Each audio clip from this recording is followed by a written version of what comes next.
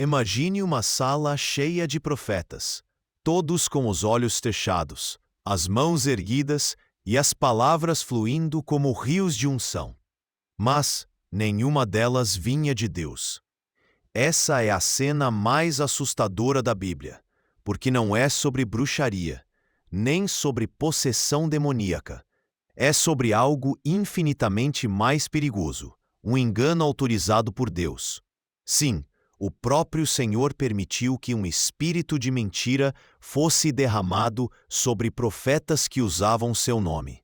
E quase ninguém percebeu. O rei confiava, o povo aplaudia, mas o céu havia decretado juízo. 1 Reis 22 esconde um dos episódios mais sombrios da revelação divina. Acabe, o rei perverso de Israel, deseja ir à guerra contra Ramote-Gileade. Ele une forças com Josafá, rei de Judá, e antes da batalha, decide consultar os profetas. 400 homens se reúnem, e todos, sem exceção, profetizam vitória. Um deles, Zedequias, ainda forja chifres de ferro, símbolo da força de Israel, e proclama com confiança: com estes ferirás os sírios, até de todos os consumir. Parece unção, parece certeza, parece uma palavra vinda do trono de Deus, mas algo está errado. Josafá, homem temente ao Senhor, estranha a cena. Não há aqui mais algum profeta do Senhor para o consultarmos? Acabe responde com desprezo: ainda há um, Micaías, mas eu o aborreço, porque nunca profetiza de mim o que é bom. E aqui começa a ruir o teatro da religião. Micaías é chamado, e ao chegar ouve o recado. Eis que as palavras dos profetas a uma boca predizem bem ao rei. Seja, pois, a tua palavra como a de um deles, e fala bem. Mas Micaías não é como os outros. Ele responde com frieza: o que o Senhor me disser, isso falarei. E então ele revela o horror. Diz que viu o Senhor assentado no seu trono, e todo o exército do céu em pé junto dele. E Deus faz uma pergunta aterradora: quem enganará Acabe para que suba e caia em Ramote-Gileade? Um espírito se apresenta. Eu o enganarei. De que modo? Pergunta Deus. Sairei e serei um espírito de mentira na boca de todos os seus profetas. E o Senhor diz: tu o enganarás e ainda prevalecerás. Sai e faze-o assim. Micaías então conclui com a sentença: eis que já o Senhor pôs um espírito de mentira na boca de todos estes teus profetas, e o Senhor falou mal contra ti. Silêncio, pânico, raiva. Zedequias se levanta e esbofeteia Micaías. Por onde passou de mim o Espírito do Senhor para falar a ti? A verdade foi recebida com tapa, porque quando os corações estão cegos, o engano se torna mais atraente que a profecia verdadeira. Mas o que poucos percebem é o que isso revela sobre o próprio Deus. Ele é longânimo, mas quando o juízo chega, ele mesmo pode permitir que o engano se torne instrumento. Isso é justiça. Justiça de quem, depois de avisar, silencia e entrega. Romanos 1 repete essa lógica. Por isso Deus os entregou a um sentimento perverso. Deus os entregou à imundícia. O engano é juízo. E às vezes ele vem embalado em versos bonitos, em promessas doces, em palavras que emocionam, mas não transformam. O espírito de mentira que enganou Acabe não se manifestou com gritos, mas com aplausos.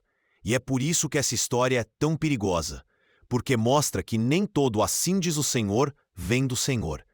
Nem todo profeta está debaixo do Espírito. Nem toda multidão está do lado certo. Acabe caiu, não por falta de profecia, mas por excesso de bajulação espiritual. E isso nos leva a uma reflexão sombria sobre o nosso tempo. Quantos hoje estão sendo vozes que confortam, mas não confrontam?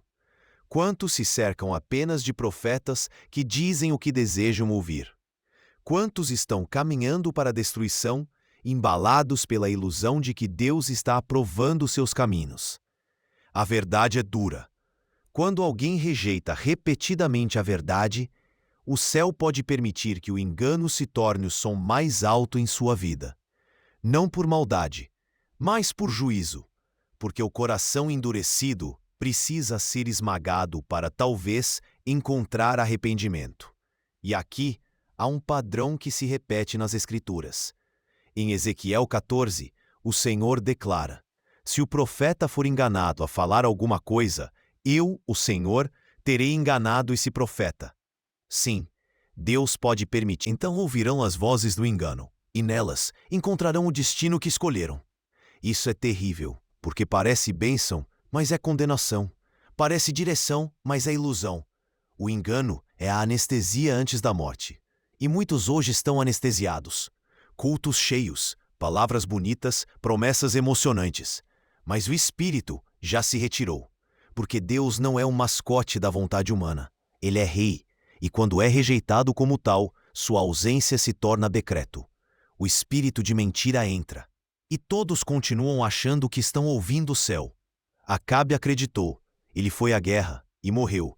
Micaías foi preso, silenciado, ignorado, mas a palavra que ele falou se cumpriu com precisão, porque o céu não precisa de aplausos, só de fidelidade. Essa história, esquecida por muitos, é um alerta solene para todos os que vivem cercados de vozes. Nem toda voz que conforta te livra. Nem toda direção profética é salvação. Às vezes é sentença. E agora, olhe ao redor. Quantas igrejas hoje vivem o mesmo padrão?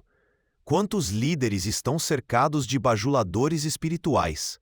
Quantas mensagens são pregadas apenas para agradar e não para salvar?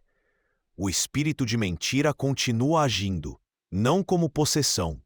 Mas o apóstolo Paulo, em 2 Tessalonicenses 2, diz que antes da vinda do Senhor, haverá algo chamado operação do erro, para que todos os que não amaram a verdade, mas se deleitaram na injustiça, sejam condenados. Leia isso com temor. Por isso, Deus lhes envia a operação do erro, para que creiam na mentira. Sim, Deus envia o erro. Ele autoriza o engano. Ele permite que a ilusão ganhe forma, cor, som, argumento. Por quê? Porque quem rejeita a verdade será entregue àquilo que deseja ouvir. E aqui está o plot twist espiritual que ninguém fala nos púlpitos modernos. A mentira também pode ser uma resposta de Deus. Mas não é uma resposta para consolar. É uma resposta para julgar. E o julgamento não começa com fogo do céu. Começa com silêncio, com permissão, com vozes doces que te conduzem ao abismo. Hoje, os púlpitos estão cheios de mensagens positivas. Palavras de prosperidade, vitória, sonhos realizados, autoestima, libertação emocional.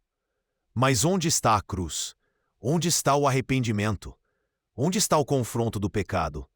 Muitos estão sendo conduzidos por um evangelho que não é o de Cristo, mas sim de um espírito de mentira, autorizado. A tragédia é que tudo parece normal, como nos dias de Acabe, no templo que continuou funcionando mesmo depois da glória ter partido. Como no tempo de Ezequiel, quando Deus diz: eles vêm a ti como o povo vem, se assentam diante de ti como meu povo, ouvem as tuas palavras, mas não as praticam. Com a boca professam muito amor, mas o coração só busca o lucro. Isso é engano. Engano com roupagem religiosa. Engano aplaudido. E agora, olha ao redor. Não é isso que vemos? Pregadores populares que nunca falam de juízo. Influencers gospel mais preocupados com parcerias do que com santidade. Mensagens que fazem as pessoas se sentirem bem, mas nunca as levam a se arrepender. O espírito de mentira continua trabalhando, e não com possessão, mas com influência, com palavras de vitória, com promessas de restituição, com frases de efeito e teologia rasa. O diabo não precisa que você o adore.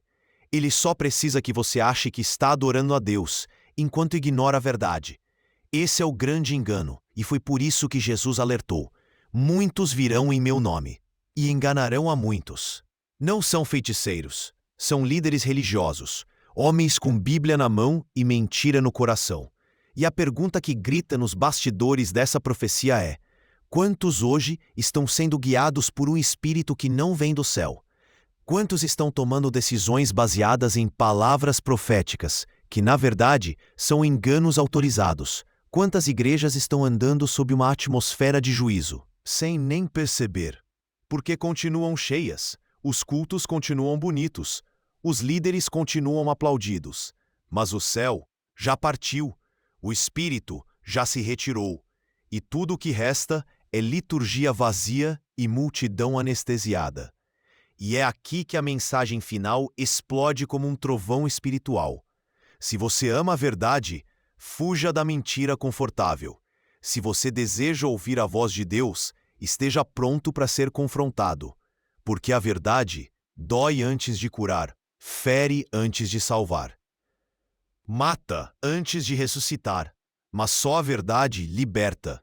A operação do erro é real, e muitos hoje estão debaixo dela, achando que estão vivendo um novo tempo com Deus. Mas, na verdade, estão apenas repetindo a história de Acabe, marchando para a guerra, guiados por palavras bonitas, que os levarão à morte espiritual. E Micaías? Onde estão os Micaías dessa geração? Homens que não têm medo de falar o que o céu manda, mesmo que isso custe a própria liberdade, mesmo que sejam esbofeteados, mesmo que sejam silenciados. Essa geração precisa de Micaías, homens que não buscam aplauso, mas temor, homens que não medem a verdade pela aceitação, mas pela fidelidade. E você? Vai continuar ouvindo os 400? Ou vai buscar a voz do único profeta que ninguém quer ouvir? Vai seguir o coro das multidões proféticas? Ou vai se curvar à voz solitária do Espírito? Hoje, Deus ainda fala, mas nem todo mundo está ouvindo. Porque quando o engano se torna norma, a verdade parece heresia. E quando o povo rejeita a verdade, Deus envia um espírito de mentira. Não como maldade, mas como juízo. Então, escolha com cuidado a voz que te guia. Porque a próxima palavra que você seguir pode te levar ao trono de Deus, ou à morte em Ramote Gileade.